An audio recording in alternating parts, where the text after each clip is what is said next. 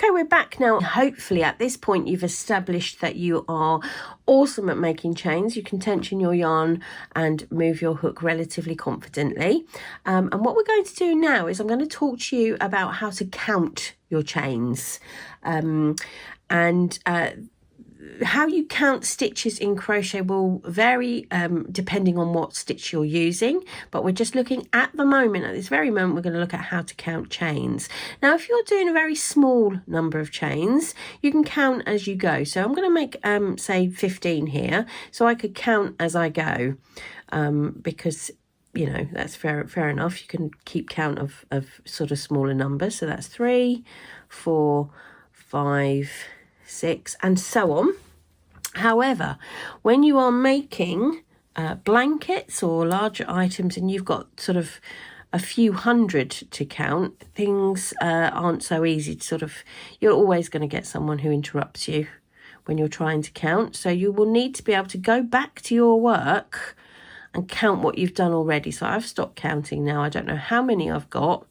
I'm going to show you how to establish that.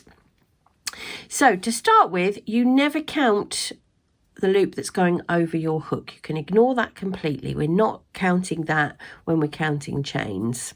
If I sort of stretch this chain down a bit, you will see where my thumbnail is above it, that is our first chain. It looks like a little scarf going around this kind of neck, doesn't it? So that's our first chain. And if you have a look at that and see what that looks like, you will be able to recognize the next one down. So I tend to count this little left hand, almost it sort of slants down to the right. I count that. All right, so there's number 1, and I move my fingernail down. There's number 2, and I move my fingernail down, and there's number 3, and I move it down one at a time. 4, 5, 6, 7. So we're counting those little collars, or chains, if you will.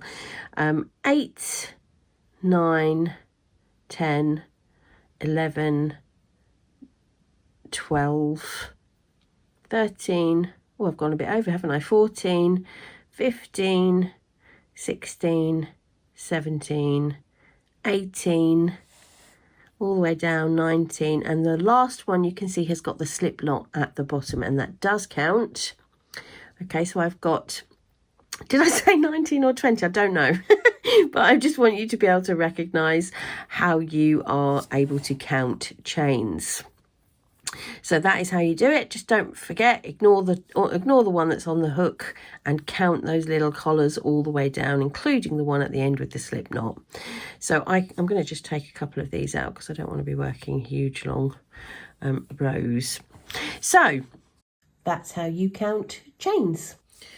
Okay, before we work into the chain, I just want to show you the anatomy of it so you know which way is the front and which is the back. So you're looking at it now. This is how we counted our chain, and it is flat. It sits nice and flat, and it looks like a chain, doesn't it? You can see the V's nice and easily sort of all interlocking, and it looks nicely like a chain. That is the front side of the work. When it's this recognisable as a chain, that is the front side, and when you're working into a chain, that's the side that you want to be working into. If we look at the back of it, and I'm just going to slip the little hook out. If we look at the back, it looks different, and I'm going to put it this way on because it looks bumpy.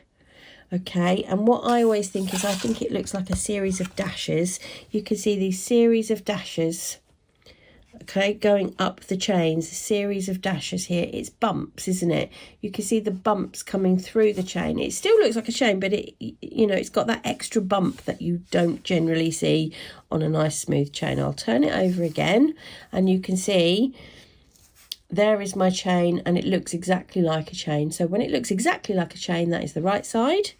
And when you've got bumps or dashes like this, bumps, that is the wrong side.